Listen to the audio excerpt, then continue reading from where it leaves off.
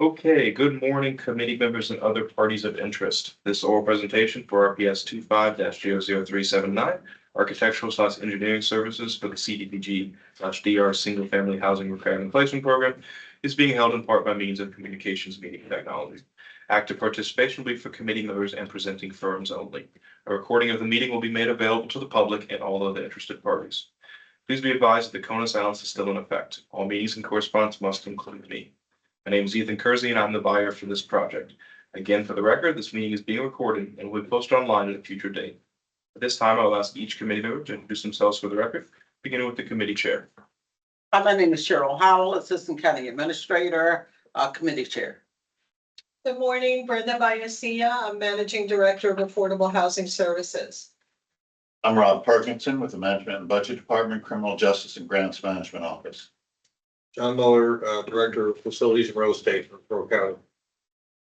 Kim Rogers, Engineer with the Water Resources Department. Sarah Williams, Architectural Services Manager with Capital Programs. Nicole Gelber, Compliance and Monitoring Manager, Affordable Housing. Thank you. Presenters, if you would please reintroduce yourself for the record the first time you speak today as well. Our presenters will have a total of 30 minutes, 15 minutes for presentation and 15 minutes for Q&A. The committee is advised that they may ask clarifying questions regarding any information provided in the firm's written proposal or that the firm brings up during today's oral presentation and interview. I will be timing your presentation and will signal to you when there are 2 minutes remaining. Immediately following the presentation, we will move on to the Q&A portion where I will also track your time and provide a 2-minute warning. I will start your time once you begin speaking. Cobalt Engineering and Inspections, I will now turn it over to you. Good morning, and I appreciate the opportunity to work with you all. This is Curtis Hampton with Cobalt Engineering. I am the owner operator of the company. I come with extensive background and construction experience with family-owned construction company, as well as 15 plus years in engineering as well. So in residential and commercial. So not only myself, but many of the personnel and staff members are similarly experienced, which brings a large capacity and understanding of not only engineering and design, which is also obviously critical, but as well as construction backgrounds where many budgets and schedules really start to come into play with regards to especially these types of efforts. So our background and experience lends very well to this type of effort. So with that being said, we are not proposal writers, so I apologize for any shortfalls on our proposals, but rest assured we are extensively experienced in DR projects, CDBG funds, etc., and how they operate, from implement vendors to program managers to construction managers to general contractors, and the breakdowns thereof. We contract with all kinds of different entities and companies, whether it be Horn, IEM, AECOM, Florida Department of Emergency Management, all the way down to the general contractors like J.W. Turner and Ducky and DSW and the works. We work with all of them and every one of them and have for many years. So we are well versed in the whole proceedings and how these types of programs and efforts carry through, not only from the very beginning and inception from action planning, but all the way through the last final boundary survey that we do for the last house built, for example, in Alabama, which we just wrapped up in a year. Cobalt was involved from the very beginning to the very end of 800 of the 1,000 homes built within a year. And we stayed through from not only we started at the very beginning, we stayed through to the very last stake in the ground was made. So our long-term commitment and understanding of how programs work, not only when the work is there and it's high volume, but also all the way down to the last homeowner getting the last key to the door. So we're very much committed and take ownership in every project that we're involved with, and we appreciate the opportunity. With that being said, I want to go through a couple key points that I believe that may have been weak on our proposal and try to cue in on those such that you have a better understanding and I guess kind of see some of the other strengths of Cobalt. Some of the things that we're going to go through.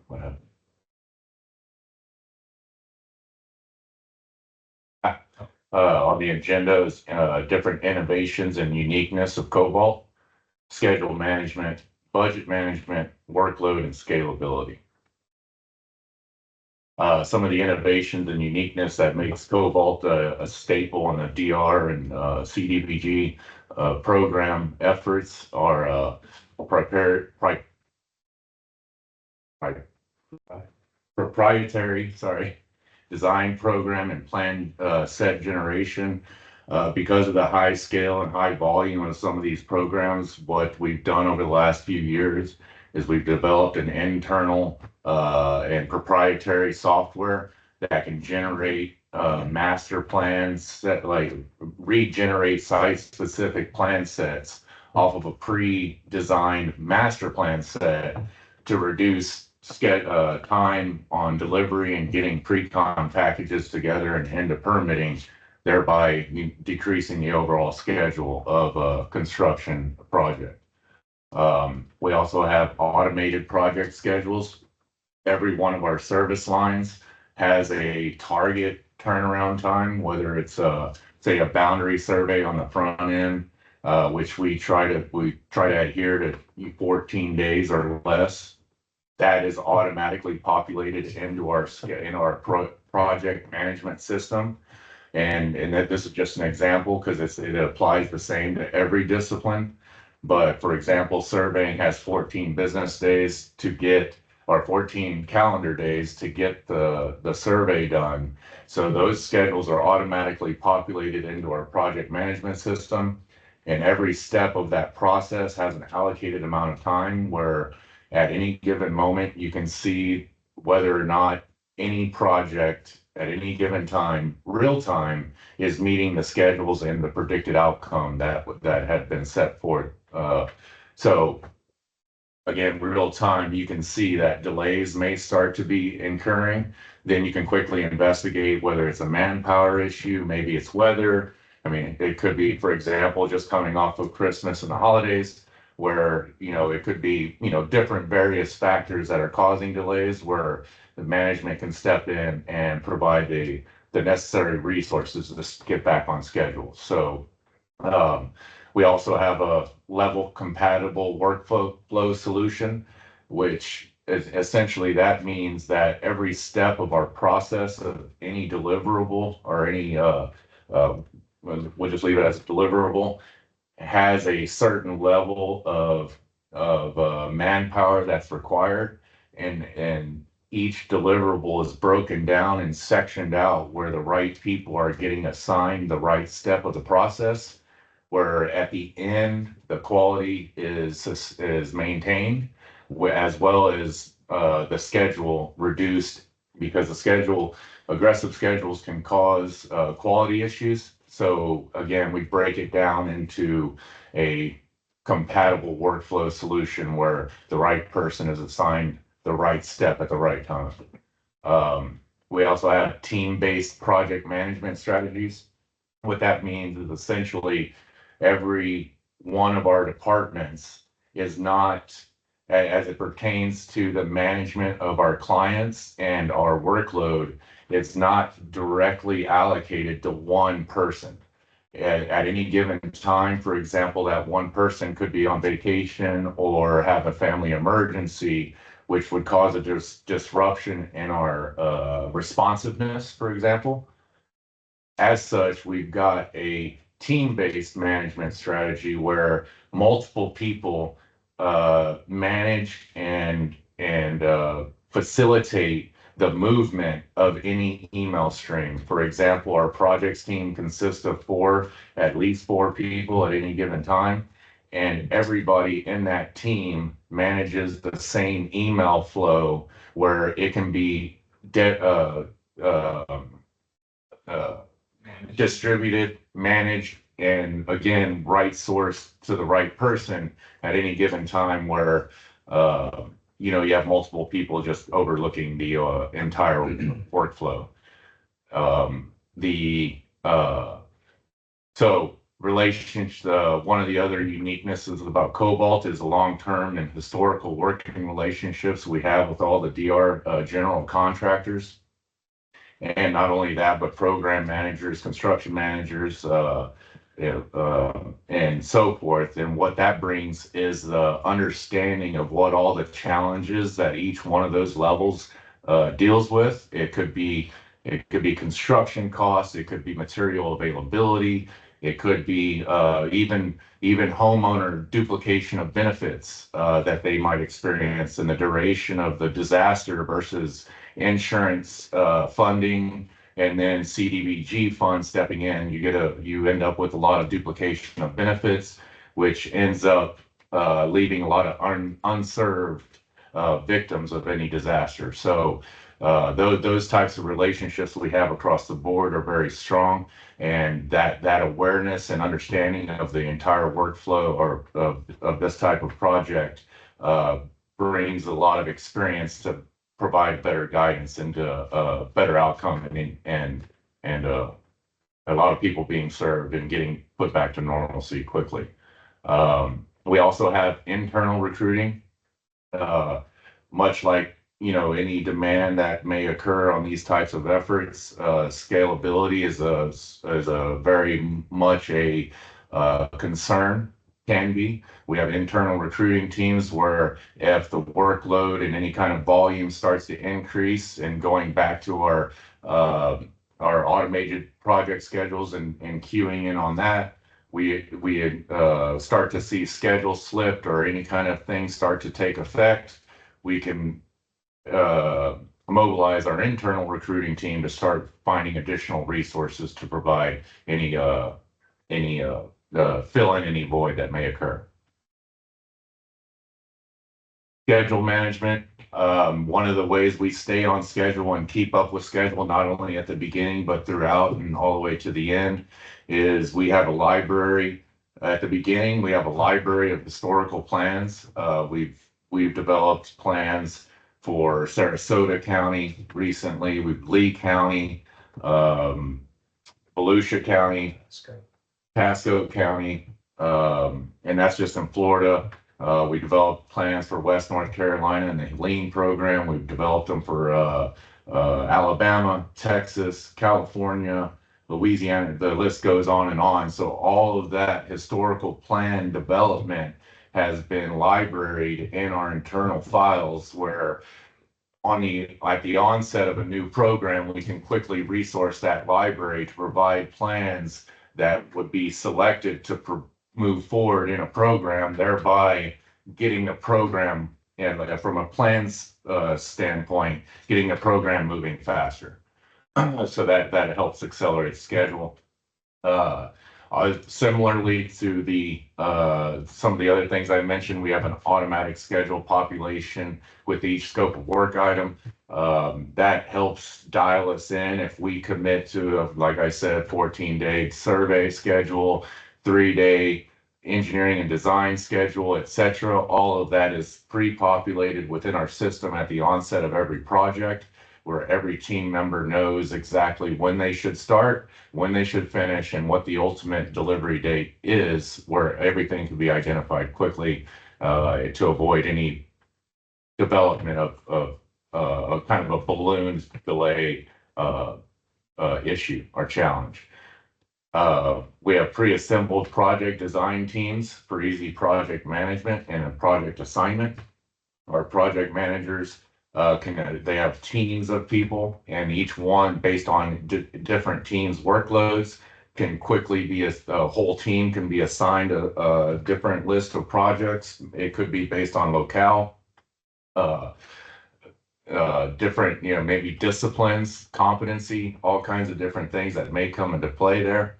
But to reduce some of the project level management time that goes into these things, we have teams that are assembled in a certain way where they can quickly and easily be assigned throughout the company, regardless of the amount of volume we get at any given day.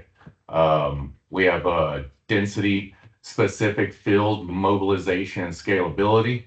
What that means is at the onset of every program, or in our case, all programs that we work in around the country, we identify where the density of that work is going to be coming from. And very quickly, that's where we create a quote unquote ground zero of field mobilization. And that helps reduce our drive times and delays, which then thereby increases or decreases, I should say, the schedule and the complexities of the field work that we have to do on every project. As it pertains to experience and assistance with schedule, we've already completed hundreds of projects in y'all and local area of Hillsborough County. Again, we're involved in every program in Florida currently, and we've done a lot of work so far and successfully. One of the other ways we keep our schedule in line is, and I mentioned previously, our master plan development. The best way to handle a program is to identify, say, a 2-bedroom, 2-bath, 3-2, 4-2 floor plan of different variations, and identify those as a quote unquote presentation / selection sheet that the homeowner can select based upon their benefits or whatever they're awarded. And when those are selected, we internally create a master plan set of every variation, whether it's standard, mirrored, every roof option, etc., foundation type, and various components, where even at any given time, at any future site specific, we can generate that plan set within days. So that's definitely a critical component into reducing schedule, is having that established on the front end. Great, we're gonna stop you there. We're gonna move into the Q&A portion here. We'll have 15 minutes. The committee, have you asked your first question? We'll start the time.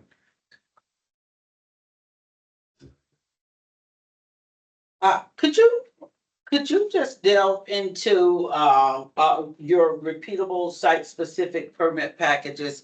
I'm really interested to hear a little bit more about that. Can you repeat that question, please? Yes. Could you please just kind of expound on your site-specific permit packages where you're able to create the master plan developments? Yes, so essentially, whenever the floor plans are selected, and it could be, again, a different various number of ways, but if a 2-2 and a 3-2 and a 4-2 plan set or a plan is selected, for example, we could provide, say, your team 30 plan sets. Those are 30 floor plans and selection sheets, which I can't illustrate right this moment, but there's selection sheets. And then if you pick 10 of those, we would pre-engineer based on the locale and, whether they're wind speeds or local jurisdictions, we would develop a master plan set where everything is pre-designed with plan specifications as well as pre-engineered to meet all the local jurisdictional requirements, where when a homeowner picks a house, it could be a 2-2 or a 3-2 or a 4-2. Those pre-picked or pre-selected plans are already mastered, where the site specific to go to permit for construction under that site specific is already developed, where we don't have to develop the plans every time. I don't know if I'm explaining that right, but it's essentially a library of pre-engineered and pre-designed plans based on selections that were provided, where our site-specific pre-con set can be developed within days, as opposed to weeks. So we as the county would be able to predetermine, say, which plans we want to use, and then we present those to the homeowners for them to select from. Is that what you're getting at? Yes, exactly, precisely. So a lot of times what we'll do is we'll do maybe 2 or 3 different bedroom count floor plans. For example, We'll have a couple of floor plans of a 2-2, different variations. Maybe they're shotgun type, or maybe they're ranch style, whatever the locale may prefer. But so we have a 2-2, we have a 3-2, we have a 4-2, and based on the design and the layout, that's what everybody wants to use. And maybe there ends up being 2 or 3 of each, like a three floor plans of a 2-2, 3 floor plans of a 3-2, and 3 floor plans of a 4-2. Once everybody those are the let's say in that case, 9 plans that we've agreed to will be built in the program. We'll master out all of those plans to be prepared for any repeatable site-specific location permit package. Great. Engineered, pre-designed with all the plan specs. And typically, how much time does that save in the process? Well, relative to allowing the homeowner and working with the homeowner to figure out what plan they want to use, you're saving 4 weeks per site specific at least. Did you use that methodology on these other programs that you highlighted in your proposal? Yes, ma'am. Okay. There's only one program that we don't do that for, and that's Restore 2 in Louisiana. It's the second phase of the Restore Louisiana program. We're wrapping up the first phase right now, but that one is proving to be very complicated, and it's not so far successful because of the complications of getting a homeowner to agree to not only who they want to use, but what plan they want to build. And in Alabama, I want to say you referenced doing work in Alabama. What part of Alabama? Just curious. So that was this is Alabama. Oh, I didn't add Alabama. So there was basically the south half the quadrant of Alabama. Mobile County was a big part of the disaster recovery. Thank you, Chris. I have a couple of questions. Are all the projects that you listed in the proposal your current workload, or do you have additional projects?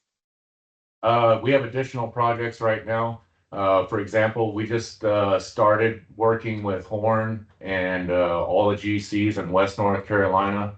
We worked directly with Horn developing all this, and the state developing the selection sheets that I was mentioning too that went into our master plan development. We worked directly with the state and Horn getting the selection sheets and the floor plans approved. And then after that, we went into a master plan development with all the general contractors. And we are currently, we've got that program off I-Center and moving very well. And just as an example, here's North Carolina. If you look at the right of the screen, that is what we did under the NCORE program over the last several years. To the west of the screen, or to the left of the screen, is West North Carolina that we're currently operating and working under, which is Hurricane Helene recovery. Mm-hmm. In North Carolina, it's my understanding that they had a failure to launch. And so how long have you been working in that particular program? For West North Carolina? Mm-hmm. So West North Carolina, I believe we started probably 4 months ago working on all the selection sheets with Horn and the state and getting those approved before the general contractor started receiving assignments. So we've been working in it longer than the general contractors technically. I would say, like I said, about 4 months. And the only thing I understand, or the only complication right now with North Carolina, is Asheville the city of Asheville has received their own funding, and they don't want the reduction. And then you also have the West North Carolina's program, CDBG funding, that's assigned to the whole program. Asheville doesn't want the money taken away from their assignments. So Asheville is not allowing the program to build within their city limits. Also, additionally, there were some protests with some general contractors, which they opened up the pool and allowed 11 additional general contractors into the program. But other than that, I don't know of any issues in North Carolina. Okay, have you actually, so you're working in, Louisiana, correct? Yes, ma'am. Are you also doing work, or your company is doing work in Pasco County? Currently, Pasco County, we have sent and that was to all the GCs, right? It was it was the horn. Yeah. That's where we're still waiting to hear back. So right now I in guess a Pasco better County, question would be, how many agencies or areas are you providing work for now? in Florida specifically, No, just kind of all over. so I mean, areas I would have to say currently that's California, Texas, Louisiana, North Carolina, and Florida. Okay, and so what is your current staff now? 100+ employees, full-time employees and staff members. Okay, and those are all internal employees, correct? That I is just want to correct. clarify. Okay, great. We Thank do not use subcontractors. We do not partner with anybody. Everybody is everything that Cobalt does is based on full-time employees of the company, and what that does is it provides better control over not only schedule but budget, and so we can meet the demands set forth by our clients. Okay, great. Thank you. And then my one question is, so Cheryl, Nicole, those are all the questions I had. Was good. And when you listed that total value here, under relevant experience, you have most of the states covered there that you talked about. Is that the total value of the construction contracts that you provide turnkey services for? Yeah, so it was based on volume of projects that we've been involved with, and the total cost of that project. So for Right, so example, your cost is some percentage of all that, right? that is correct. Yes, sir. Your amount of work, because I'm adding up, I don't know, there's several sir. billions of dollars here. Okay, thank you. That is, yes, sir. Correct. I had a question about homeowner interaction and communication. Can you talk a little bit about how you manage that process?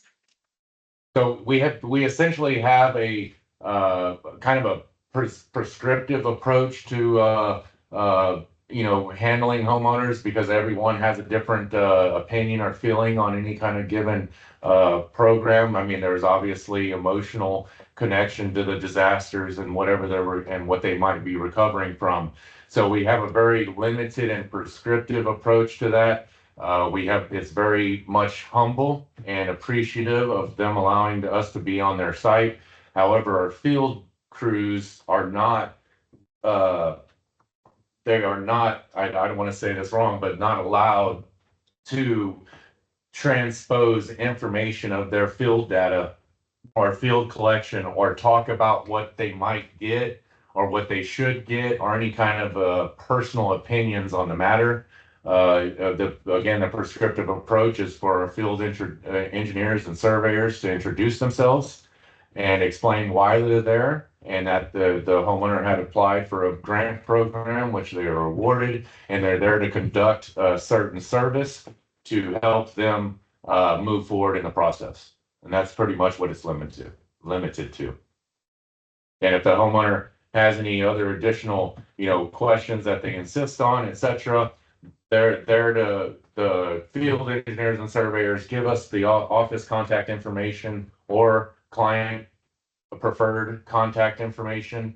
And if there's any kind of confrontations, which we can deal with quite regularly, because whether they feel like people are trespassing and they're not sure, we have an immediate cease and assist and remove yourself from the premise policy, basically. And all of our field engineers wear Cobalt vests badges, et cetera, anything we can to make sure that everybody knows exactly who we are and what we're there to do without getting into any kind of personal opinions. But when you talk about having multiple plan sets, are the homeowners choosing that plan set, what they prefer? So If you have essentially, three twos, how is that decision made? so that just to give a variety. For example, you may have a lot that's only 50 foot wide, so you can't have a 60 foot or a 50 foot wide house, right? So Right, one thing, so on a 3-2, we may do a 30 foot wide house, so it's kind of more of a long, narrow house or deep, narrow house, which will fit on certain lots. Then you'll have a 3-2 ranch style, where you might have a 100-foot lot, but it's only, 75 foot deep and then with build lines. So then it's more of a ranch style, kind of shallow, wide house. So that just gives you variations to be able to make sure that a 3-2 is going to fit on the lot based upon the award of the homeowner. So right, I get that. So I guess I'm still not clear on the interaction between Cobalt and the homeowner. When the homeowner has questions, do you have staff that are doing sort of customer service level work, or who is fielding the questions, I guess, is the question. that would go to the program manager, or so we would provide those plans set, and that there's different programs work differently. Sometimes the GC general contractors that are awarded the bid for that construction service, they're the ones that are to meet with the homeowner and come up with the selection sheets, the paint colors, and all the other various things that go into the plans, even as it pertains to the need for accessibility, whether they're tubs and showers, etc. Then that general contractor signs a contract with the homeowner, essentially gives you a bid to say it's going to cost this much. Then we'll provide them the site specific. There's other ways where we give you those selection sheets. Y'all meet with the homeowners, and based on their duplication of benefits, their amount of funding, etc., y'all meet with them, go through all of that, and you say, okay, Cobalt, this homeowner at this address gets a 3-2, call it whatever it might be, a hibiscus plan. And that 3-2 comes to us. We develop out the permit, site-specific permit set, deliver that back to whoever's responsible to go to permitting. Just one more quick question. And so are all of your designs cement block? Cement blocks? No, not all. I mean, they can be. Are they what? Cement. Yeah, so no, they are not. All our plans are not in Sarasota. We did a CMU plan option, and that was for slab on grade. One of the challenges with regards to CDBG and the cost of construction is a lot of this is resulting from floods and hurricanes, and obviously. So therefore, a lot of the requirements are going to be elevated homes. And in order to keep construction costs, you want to build mostly out of wood. That way you can serve more people. But yes, we do have CMU plan set varieties, but they're not as popular because of cost. Okay, thank you guys. We're gonna go ahead and wrap up there. I appreciate you hopping on this morning. Please continue to monitor UNA for more updates regarding this. And then we also are meeting again today at 3:15 if you'd like to watch our discussion as well. Thanks, guys. We appreciate you hopping on. Yep. Thank you guys. Thank you. Have a good one.